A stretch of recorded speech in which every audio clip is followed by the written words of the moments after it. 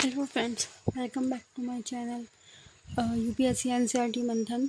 तो जो है आज हम ना पूरी 9th क्लास मतलब एक ही वीडियो में आज हम 9th क्लास की जो इकोनॉमिक्स की बुक है कंप्लीट कर लेंगे, क्योंकि 9th की जो इकोनॉमिक्स है उसमें बस टर्म्स हमको समझने हैं। बाकी जो मेन वाला इकोनॉमिक्स है वो 11th 12th का ही पढ़ना होता है, ठीक है। तो उस पर ही पढ़ेंगे, लेकिन हाँ, इसको भी स्किप करना ठीक नहीं है, इसको भी पढ़ना ज़रूरी है, ठीक है। तो इसमें जो टर्म्स है वो मैं बता दूँगी, आपको बुक इजीली समझ आ जाएगी अगर आप पढ़ना चाहो तो, ठीक है। तो हाँ, ये मेरे मतलब मैंने इसको रैंडमली ऐसे ही लिख लिया था, ठीक है। मैंने एक कॉपी बनाई है जिसके अंदर मैंने 9th क्लास की पूरी इकोनॉमिक्स कवर कर ली है। इसी कॉपी में मैं 10th क्लास की कवर कर लूँगी, फिर 11th 12th की वो कवर हो जाएगी, ठीक है। तो इजी पड़ जाएगा। चलिए, पालमपुर की कहानी है पहला चैप्टर। तो सबसे पहले एक गांव के बारे में उसमें ज़िक्र किया गया है। एक्चुअल में जो गांव होते हैं ना, एक गांव आप लीजिए तो उसमें अलग अलग जातियों के लोग ज़रूर रहते हैं जो गांव में निवास करते होंगे। उनका निवास स्थान, परिवहन की सुविधा आप देख सकते हो, वहाँ की सामाजिक आर्थिक व्यवस्था से जुड़ी आर्थिक असमानता को आप देख सकते हो। अब यहाँ एक एक वर्ड समझाने का मतलब बनता नहीं है, क्योंकि ये शब्द आपको मतलब आप तो दिमाग में बस गए होंगे, लेकिन फिर भी जो पहली बार पढ़ रहा होगा उसको नहीं आएंगे। देखो क्या होता है ना, कि एक गांव के अंदर विभिन्न जातियाँ रहती हैं, ठीक है। कोई उच्च से लेके निम्न तक, ये समझ लो उनकी सामाजिक व्यवस्था है ना, तो वो दिखती है। वहाँ पे आर्थिक असमानता भी दिखती है, हर जगह होता है। कोई अमीर लगता है, कोई गरीब होता है, कोई मिडिल क्लास का होता है, ठीक है। तो जो आर्थिक गतिविधि होती है, आर्थिक गतिविधि ये मैंने आपको ज्योग्राफी में पढ़ाया था, ठीक है।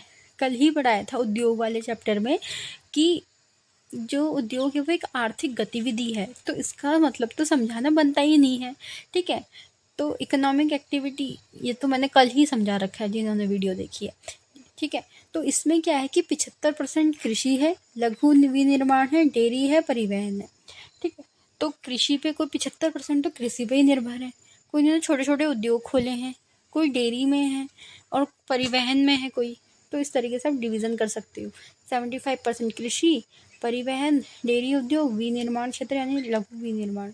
अब उत्पादन के कारण क्या होता है, उत्पादन प्रोडक्टिविटी के कारण क्या होते हैं, मानव पूंजी, भौतिक पूंजी, ये याद रख लो।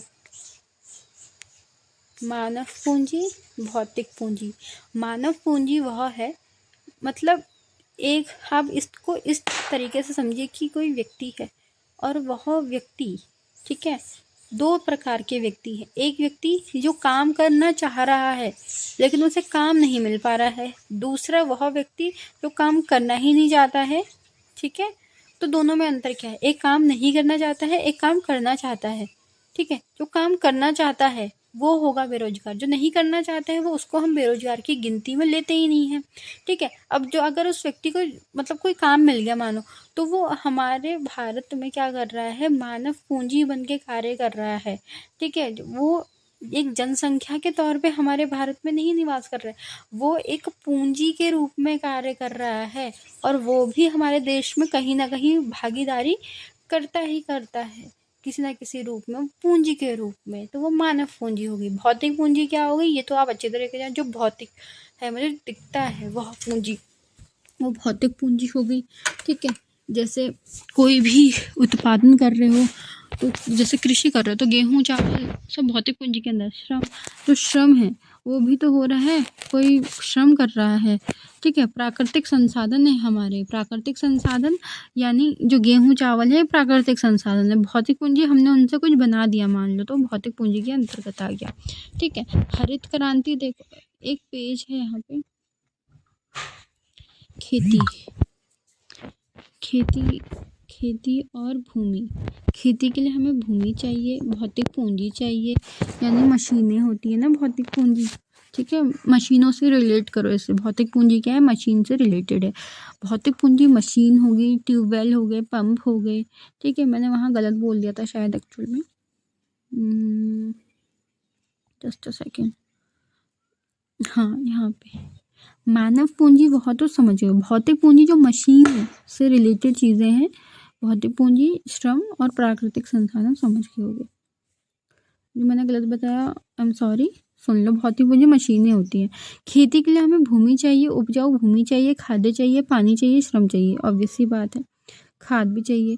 भूमि स्थिर, अगर भूमि स्थिर जनसंख्या में वृद्धि होगी, भूमि स्थिर है जनसंख्या में वृद्धि होगी।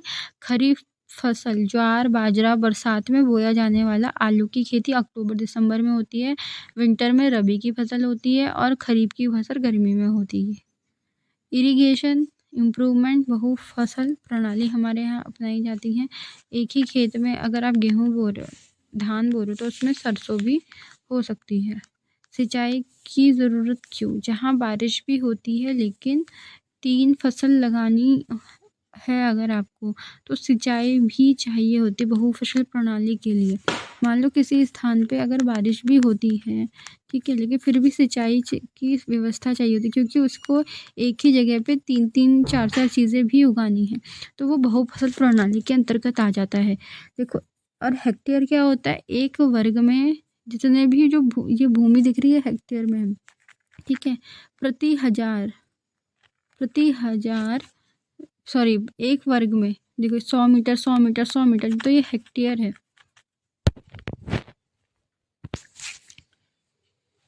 देखो मैंने यहाँ पे निकाल दिया है, ठीक है।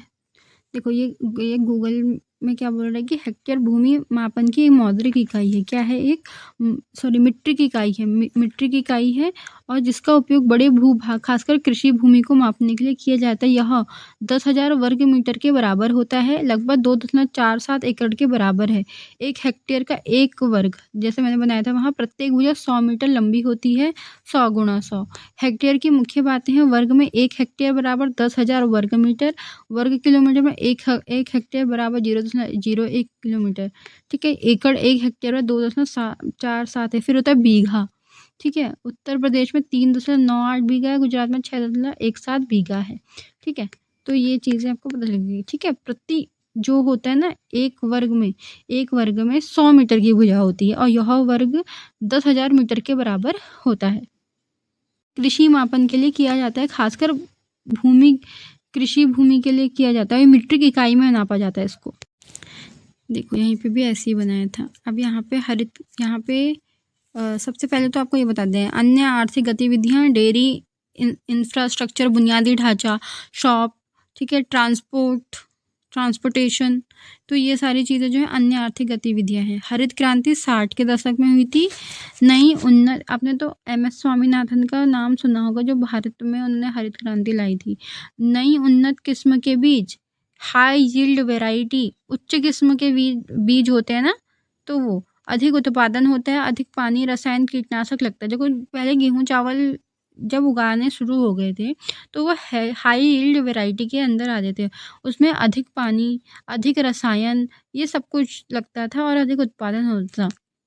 पंजाब, हरियाणा और वेस्टर्न यूपी में ये पहले नंबर पे हम देख सकते हैं इनको, पंजाब, हरियाणा, क्योंकि यहाँ पे जो है खेती ज़्यादा देखने को मिलती है, उपजाऊ भूमि इस ज़्यादा है यहाँ पे, तो यहाँ पे ज़्यादा खेती देखने को मिलती है। प्रति हेक्टेयर उपज में 2.5 गुना तक वृद्धि।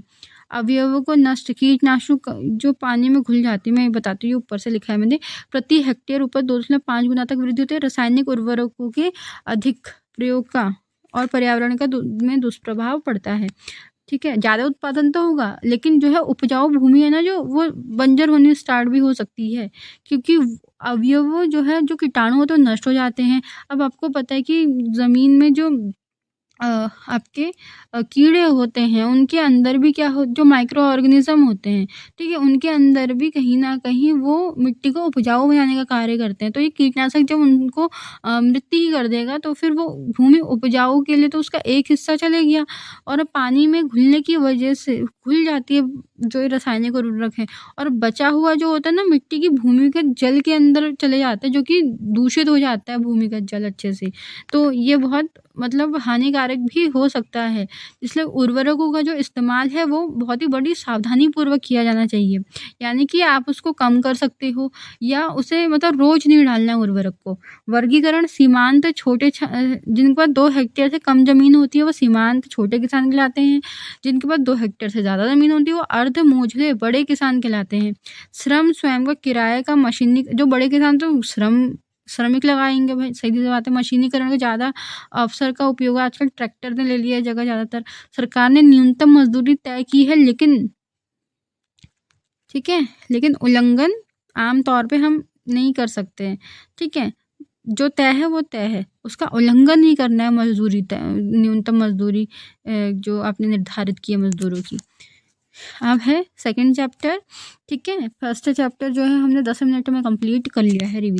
अब हमें पढ़ना है संसाधन के रूप में लोग, यानी जो आपके रिसोर्सेज हैं उनके रूप में। ठीक है, जनसंख्या, जो सेकंड चैप्टर है संसाधन के रूप में लोग, यानी कि लोगों को संसाधन के रूप में कैसे यूज़ करना है। जनसंख्या, जो हमेशा पढ़ी लिखी जनता होती है ना, वो बाद में पूंजी के रूप में कार्य करती है। तो एक जनसंख्या को शिक्षा, प्रशिक्षण या चिकित्सा का ज्ञान देना एक मानव पूंजी का निर्माण करता है। ठीक है, किसका निर्माण करता है? एक मानव पूंजी का, यानी जो हमारी जनसंख्या है भारत की, अगर हम उनके लोगों को शिक्षा दे देंगे, ठीक है, सुविधाएं दे देंगे थोड़ी, तो वो जो प्रशिक्षण है ना, वो एक मानव पूंजी के रूप में तब्दील हो जाएगी। ठीक है, तो एक जनसंख्या को मानव पूंजी में बदलने का अवसर हमारे भारत के पास है अभी, क्योंकि हमारे देश की युवा जो है अभी, जो हमारे देश की जनसंख्या है वो अभी युवा है। अगर हमने इस युवा पीढ़ी का उपयोग नहीं करा तो आगे जाके बहुत ज़्यादा दिक्कत होगी। ठीक है, क्योंकि सुन लो, क्योंकि क्योंकि हम जो युवा हैं आज, वो कल को बूढ़ी भी होगी, और वो जब कल को वृद्ध हो जाएगी, ठीक है, तो उन्हें मतलब उस समय संसाधन हमारे पास इतने समृद्ध होने चाहिए ना कि हम उसको बेयर कर सकें, हम उसको सह सकें, तो ज़्यादा बर्डन नहीं पड़ना। इसलिए अभी युवा का प्रयोग जितना हो सके उतना कर लेना बहुत उचित होगा, क्योंकि फिर आगे जाकर हमें फिर उतनी ज़रूरत नहीं पड़ेगी। ठीक है, अगर हमने इसको यूज़ कर लिया तो हमारा जो देश है बहुत ज़्यादा आगे बढ़ सकता है, पहली बात।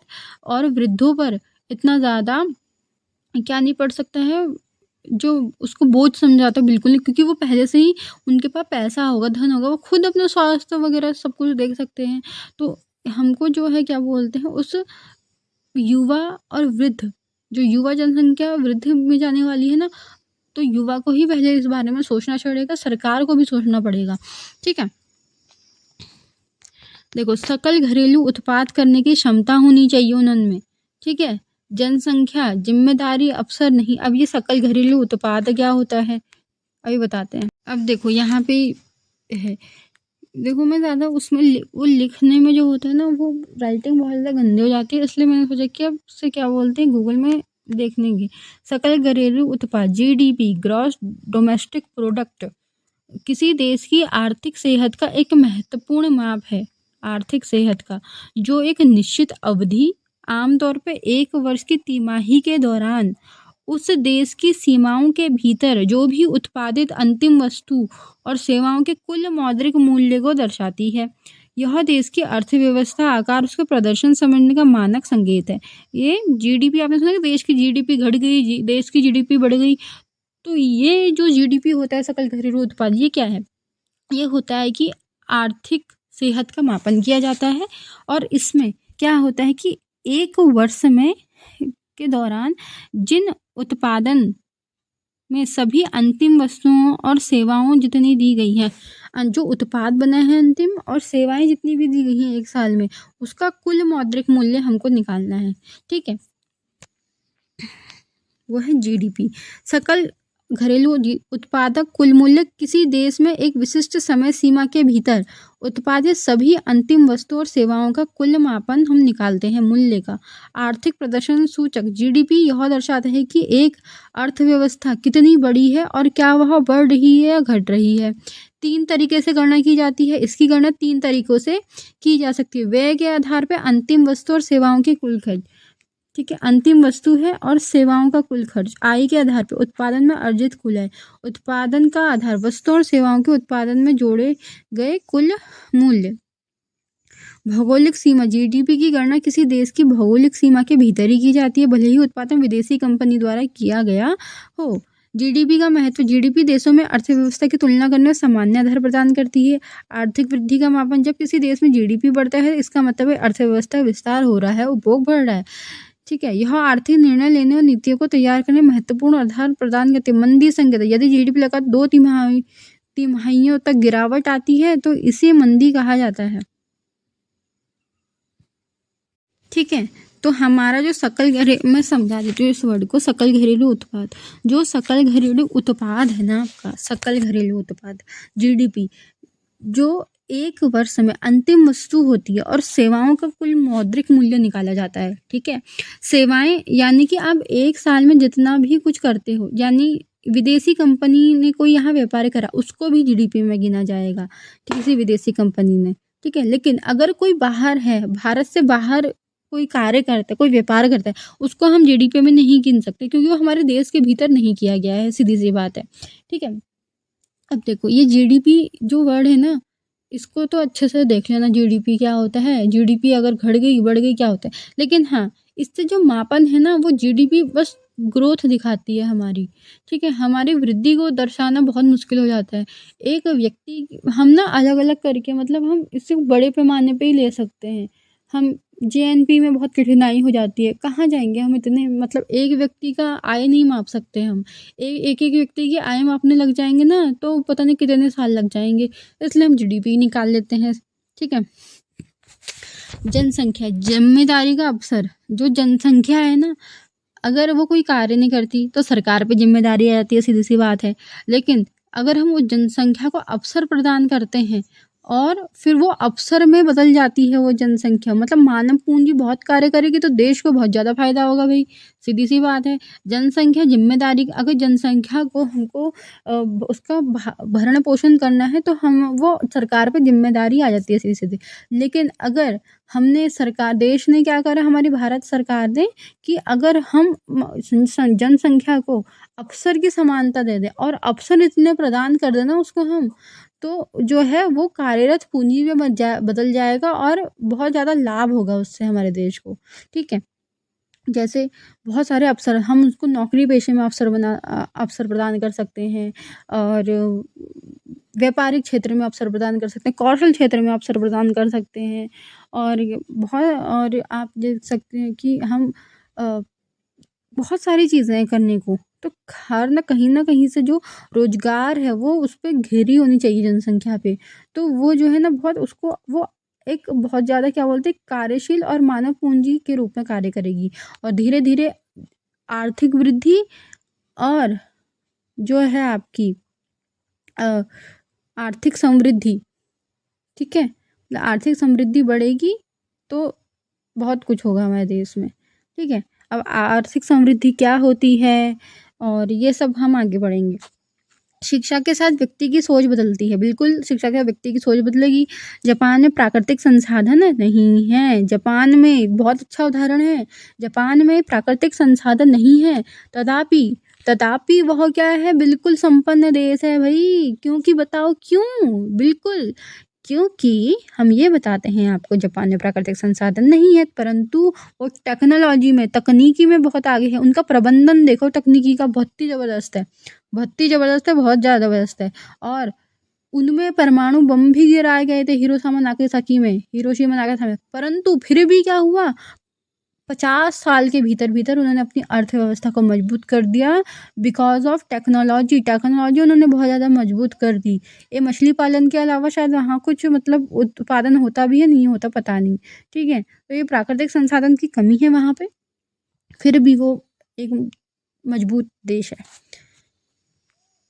आर्थिक क्रियाकलाप, प्राथमिक, द्वितीयक, तृतीयक, ये मैं ज़्यादा नहीं पढ़ाऊंगी, ये मैंने पढ़ा दिया है आपको ज्योग्राफी में भी, और ये बार बार टर्म आता है तो इतनी क्षमता नहीं है एक इंसान में कि वो बार बार उस टर्म को बता सके। वीडियो बनाते समय भी बचाना है, और वीडियो भी जो है बहुत लंबा हो जाता है। और दूसरी बात ये है कि जो अन्य वीडियो है, ज्योग्राफी में भी है ये टर्म, ठीक है, और पहले भी पढ़ा चुका है, इकोनॉमिक्स में भी ये पढ़ा दिया है मैंने अच्छे से। तो आप उसे प्रीवियस ईयर वीडियो देखिए, बहुत अच्छे से समझ आएगा। ठीक है, वरना को यूट्यूब चैनल में तो आपको बहुत से अच्छे वीडियो मिल जाएंगे, लेकिन अगर मेरी वीडियो से अगर फ़ायदा होता है तो तो देखिए। लेकिन अगर आपको कहीं से भी अगर ज्ञान प्राप्त हो रहा है ना यूट्यूब से, तो ले लीजिए भाई उसको, ठीक है। जिसको प्राथमिक द्वितीय तृतीयक नहीं पता है, प्रीवियस ईयर क्लास देखिए, ठीक है। वर्गीकरण, बाजार क्रियाएं, गैर बाजार क्रियाएं। जो लाभ कमाता है, ठीक है, बेचने के उद्देश्य से जो भी है, जो काम करता है और फिर सामान खरीदता है अपनी कमाई से, तो वो बाजार आधारित क्रियाएं करता है। और मान लो 100 गैर बाजार क्रियाएं क्या है, 100 उपभोग के लिए। यानी बाजार क्रियाएं, देखो मैं आपको पढ़ा रही हूँ अभी, ठीक है।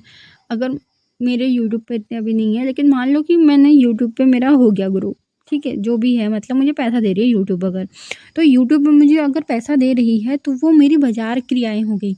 लेकिन अगर मैं घर पे किसी को, अपने परिवारजनों में किसी को पढ़ाती हूँ, तो गैर क्रियाएं हो गई, क्योंकि मुझे उसके बदले पैसे नहीं मिल रहे हैं, ठीक है। मतलब ऑनलाइन जो भी पढ़ाते हैं ना, कहीं ना कहीं लाभ ही कमा रहा होता है। लेकिन अगर वो घर पे पढ़ा रहा होता है अपने किसी परिवारजन को, तो वो बाजार क्रिया नहीं, गैर बाजार क्रियाएं हो जाएंगी, ठीक है। जनसंख्या की गुणवत्ता, शिक्षा, सामाजिक सुधार, आय, सांस्कृतिक विकास, सुगमता जरूरी है। जी, जनसंख्या की गुणवत्ता के लिए शिक्षा और हमारा जो सोशल इम्प्रूवमेंट है वो बहुत ज़्यादा जरूरी है। सांस्कृतिक विकास, सुगमता जरूरी है। पहली पंचवर्षीय योजना 1951 में व्यय 1,00,000 करोड़ तक, 151 करोड़ का व्यय अब बढ़कर 1,00,000 करोड़ हो चुका है, ठीक है। 151 करोड़ का व्यय था और 1,00,000 करोड़ अब पहुंच गया। 1951 में साक्षरता दर 18% थी, अब 85%। ये डाटा अपडेट करना प्लीज, ये किताब का डाटा है, ये डाटा अपडेटेड करना भी अभी की साक्षरता के अनुसार देखना आप। केरल में सबसे कम, केरल में सबसे ज़्यादा साक्षरता दर दिखाई गई है बुक में, अभी भी होगी, और डाटा देख लेना आप। चलिए हम ही देख लेते हैं। ये देखो 0% थी, चलो सुनाई देते हैं। जो पुरुषों में 82.14% और महिलाओं में 65.46% थी। हाल के आंकड़ों के अनुसार 2023-24 में ये बढ़कर 80.9% हो गई है, जिसमें पुरुषों की साक्षरता 87.2% और महिलाओं की 74.6%। हाँ जी, तो आपने सुन लिया होगा, भारत की साक्षरता दर 74.04% है 2011 की जनगणना के अनुसार, ठीक है। जिसमें पुरुषों की साक्षरता 87.2% और महिलाओं की 74.6% है। 2023-24 में साक्षरता दर बढ़कर 80.9% हो गई है, ठीक है। तो ये आंकड़ा है। अब देखो जनसंख्या की गुणवत्ता, स्कूल, लॉटो सेवर आया था, मिड डे मील, सेतु पाठ्यक्रम, सर्व शिक्षा, यानी कोई स्कूल छोड़ देता है वापस आना चाहता है उसके लिए, सीधी सी बातें से ज़्यादा समझाऊंगी नहीं। उच्च शिक्षा वृद्धि, उच्च शिक्षा वृद्धि हमको देखनी है। स्वास्थ्य, बीमार नियंत्रण, पौष्टिक आहार देना, मृत्यु दर, शिशु दर, ये सब समझा दिया है।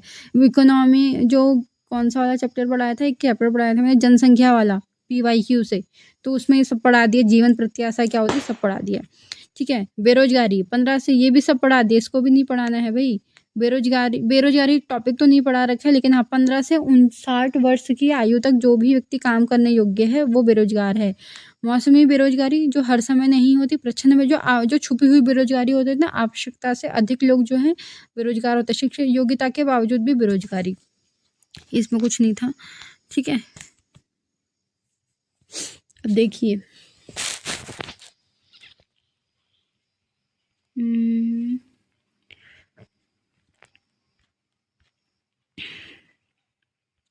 चलिए तीसरा चैप्टर स्टार्ट करते हैं। निर्धनता एक चुनौती। देखो जो निर्धनता है ना, विश्व में सर्वाधिक निर्धनता भारत में देखी जाती है। 2011 से 12 के हिसाब से 27 करोड़ हो गई थी। ये ग्रामीण और शहरी दोनों में निर्धनता है। निर्धन के साथ गरिमापूर्ण व्यवहार नहीं, स्वच्छता आदि की कमी है। मापन के अनेक सामाजिक माध्यम, कुपोषण, अशिक्षा, स्वास्थ्य, रोजगार, पेयजल, स्वच्छता की कमी। सामाजिक अपवर्जन क्या होता है, कुछ लोग जो मुख्य धारा में शामिल ना करना निर्धनता का कारण और परिणाम दोनों हो सकता है। निर्धनता का कारण, परिणाम और कारण दोनों हो सकते हैं। कुछ लोग को मुख्य धारा में शामिल ना करना, मान लो एक उदाहरण देते हैं, कोई आप मूवी देखने के लिए गए, ठीक है। तो आप मूवी देखने के लिए जब गए तो आपने सोचा यार कोई आपने गरीब देख लिया, तो आप मतलब आपने इमोशनली होके आपने उसने कहा चलो आप मेरे साथ मूवी देखो। ऐसा होता नहीं है अक्सर, लेकिन फिर भी एक उदाहरण से समझाते हैं आपको कि आपने किसी गरीब को बोला कि मूवी देख, लेकिन उसके कपड़े, ठीक है, और गरीब के कपड़े कैसे होंगे आपको तो पता ही है। अब क्या हुआ कि आपके 3-4 दोस्त थे और आपके साथ आपने सोचा कि इनको भी पिक्चर दिखा दी जाए। तो जब आप एंटर कर रहे थे, टिकट आपने ले लिया था, तो आप जब जा रहे थे तो जो गार्ड है, जो भी मतलब टिकट देखता, उसने क्या बोलते हैं, रोक लिया उस गरीब को। क्यों? क्योंकि उसने कपड़े वैसे नहीं पहने थे बिल्कुल फैशनेबल वगैरह, उसने गरीब की तरह पहने थे। जब लोगों ने बोला, जब उसके दो मतलब जिसने भी बोला कि उसने समझाया कि ये इनके पास टिकट है, ये टिकट आप लेके जाओ, तो क्या हुआ? टिकट है तो कोई भी मूवी देख सकता है, गरीब भी मूवी देख सकता है, तो नहीं जाने दिया, ठीक है। अब दूसरे व्यक्ति, हम पुलिस को बुलाएंगे क्योंकि ये उसका अधिकार है, आप उसको इससे अधिकार, उस पर टिकट है तो आप क्यों नहीं जाने दोगे, ठीक है। तो जजमेंट क्या हो जाता है? जजमेंट ये हो जाता है कि मतलब जो दिखने में और ये मतलब अमीर ही वर्ग वहाँ जा सकता है, अगर गरीब पैसा खर्च करके वहाँ जा सक रहा है और एज अ जो आप उसके कपड़े देख रहे हो, आप उससे उसे जज कर रहे हो कि गरीब है इसलिए हम अंदर नहीं जाने देंगे, तो ये सामाजिक असमानता को प्रदर्शित करता है, ठीक है। उसे मुख्य धारा में शामिल ही नहीं होने दिया जा रहा है। तो आप इस तरीके से जजमेंट लीजिए, ठीक है। तो निर्धनता का कारण और परिणाम दोनों हैं। जाति व्यवस्था एक उदाहरण है। असुरक्षा, निर्धन होने की संभावना, प्राकृतिक आपदा, स्वास्थ्य चुनौती।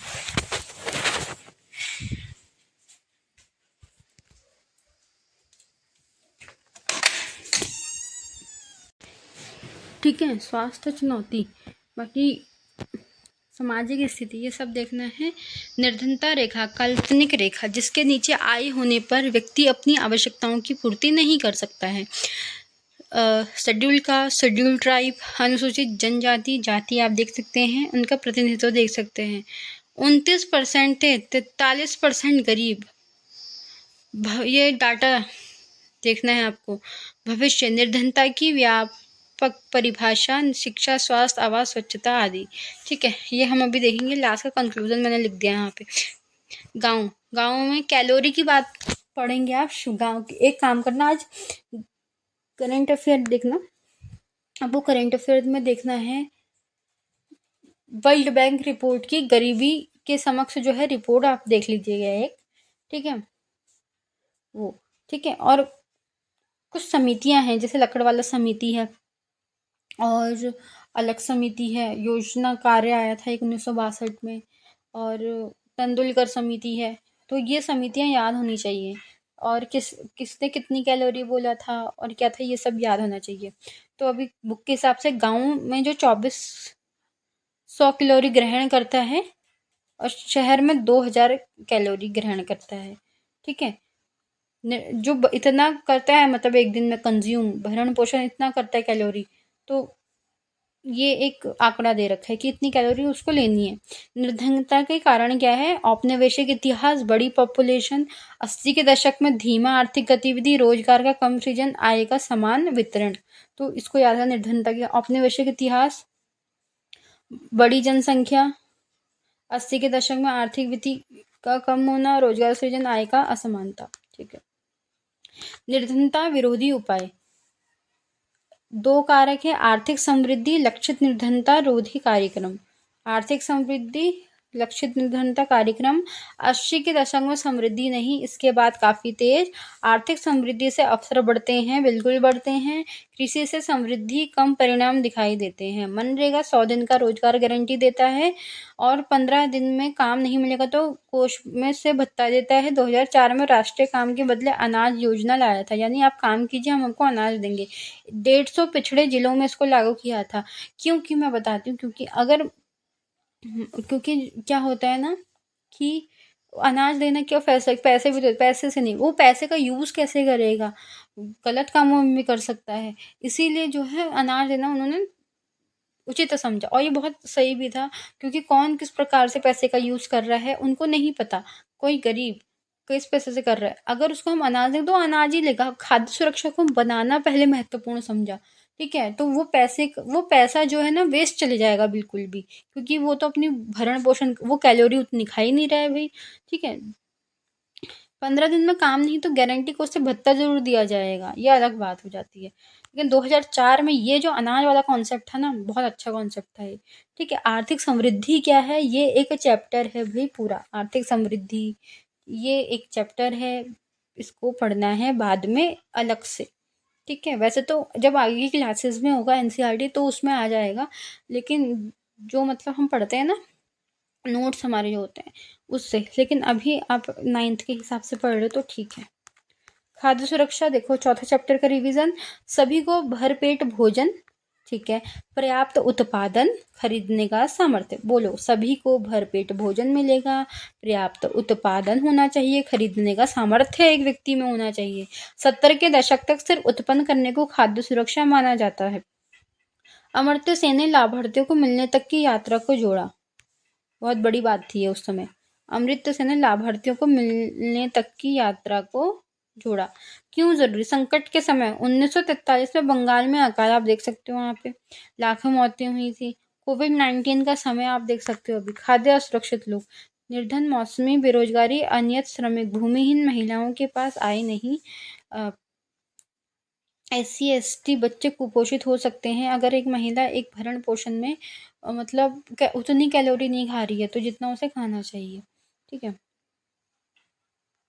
मौसमी बेरोजगारी, भूखमरी, गरीबी, भूखमरी सूचकांक देख लेना, गरीबियों की वजह से मौसम हो सक गरीब की वजह से, गरीबी का कारण भूखमरी का है, गरीबी की वजह से गरीबी का कारण हमें जानना है, और मौसमी परिवर्तन से भी हम देख सकते हैं भूखमरी को। खाद्य निर्भरता, आत्मनिर्भरता सरकार का लक्ष्य क्या है, 60 के दशक में महत्वपूर्ण, 1968 में इंदिरा गांधी ने गेहूं क्रांति डाक टिकट जारी किया था, 1968 में गेहूं क्रांति के लिए डाक टिकट जारी किया। यूपी एमपी में गेहूं में वृद्धि हुई, पश्चिम बंगाल और यूपी में चावल में वृद्धि हुई। सही वितरण, अब अकाल नहीं पड़ता है, बफर स्टॉक, सार्वजनिक वितरण प्रणाली, ठीक है, न्यूनतम समर्थन मूल्य पर भारतीय खाद्य निगमों द्वारा बफर स्टॉक में है, हाँ, न्यूनतम समर्थन मूल्य खाद्य निगमों द्वारा संसाधनों को खरीद बाजार मूल्य से कम दाम में वितरण के लिए बफर स्टॉक क्या होता है, ऐसा स्टॉक जो अकाल के समय जो है काम आता है। जैसे कि हमने जो है एक ऐसा मतलब हमने उसको जमा करने लग गए अनाज को, और जब भी क्या बोलते हैं आपदा आई या फिर कुछ अकाल पड़ गया तो हम उसको यूज कर सकते हैं उस बफर स्टॉक का। लेकिन कभी कभी बफर स्टॉक क्या बोलता है अनाज जो है खराब होने की स्थिति में भी आ जाता है, तो उचित रूप से उसका जो है वितरण कर देना चाहिए। ठीक है, मिनिमम सपोर्ट प्राइस बोलते हैं न्यूनतम समर्थन मूल्य पर। इसका मतलब क्या होता है ना कि जो अनाज है ना, मान लो बाजार में वो मतलब वो अनाज 20 रुपए का है मान लो, अब 20 रुपए का उसने अपना अनुमान लगा 20 रुपए से मैं इसको 25 रुपए में बेचूंगा। अब बाजार में बिक रहा है वो 22 रुपए में, और गवर्नमेंट मिनिमम सपोर्ट प्राइस देकर उसे 24 रुपए में ले रही है, तो वो सरकार को देना उचित समझेगा उस समय। ठीक है, अब या फिर उल्टा हो सकता है इसका, मान लो बाजार में 25 रुपए है और वहाँ सरकार में 22 है। ठीक है, लेकिन जब मंदी आई मान लो, तो यहाँ पे जो है प्राइस मान लो अब 20 ही हो गया है, तो वो किसके पास देखेगा 22, क्योंकि सरकार में सब न्यूनतम जो है समर्थन मूल्य है तो वो सरकार के पास जाएगा। सामाजिक वितरण, सरकारी राशन की दुकानें, राशि लिख दिया गलती से, बाजार दाम से कम नियत मूल्य में खाद्यान्न, चीनी, तेल आदि मात्रा तय की जाती है। भारत में लगभग 5.5 लाख राशन की दुकानें हैं, जो कि अब अपडेट कर लेना। देखो पहले आता है जो अभी भी होता है थोड़ा थोड़ा BPL होता है, पहले ऊपर के वर्ग में APL आएगा, उसको कम मिलेगा, BPL में फिर एक अंत्योदय होता है, उसको सबसे ज़्यादा मिलेगा 35 किलोग्राम खाद्य। राष्ट्रीय खाद्य सुरक्षा 2023 ग्रामीण और शहर में, ग्रामीण में जो है गेहूँ 2 रुपये किलो, चावल 3 रुपये किलो, अनाज 1 रुपये किलो मिलेगा। ठीक है, बफर स्टॉक की समस्या, सड़कें, सड़ने की समस्या तथा खेती का पैटर्न बदलने की समस्या। पंजाब, हरियाणा, वेस्टर्न यूपी, आंध्र प्रदेश के किसानों के दवा में समर्थन मूल्य में अधिक। सहकारी समितियां खाद्य सुरक्षा में महत्वपूर्ण। दिल्ली में मदर डेयरी, गुजरात में जो है अरल, महाराष्ट्र में एडीएस, पराग देख सकते हैं। अमूल होगा ये, सॉरी, गुजरात में अमूल, ये अमूल होगा, आनंद मिल्क वाला, मैंने कल भी पढ़ाया था इसको, अमूल वाला, अमूल। ठीक है, क्या होता है ना कि इसमें जो है ये प्राइवेट और आपका जो सरकार है दोनों मिलकर काम करते हैं इसमें। तमिलनाडु में 94% राशन की दुकानें सहकारी संगठनों द्वारा चलाई जाती हैं। तो ये हो गया 9th क्लास का पूरा एनसीईआरटी कंप्लीट। ठीक है, अब जितना हो सकता है मैंने कर लिया, टाइम भी नहीं है इतना, पढ़ना भी ज़्यादा है, लेकिन एक हिसाब से पढ़ना है अब हमें, क्योंकि टाइम नहीं है इतना।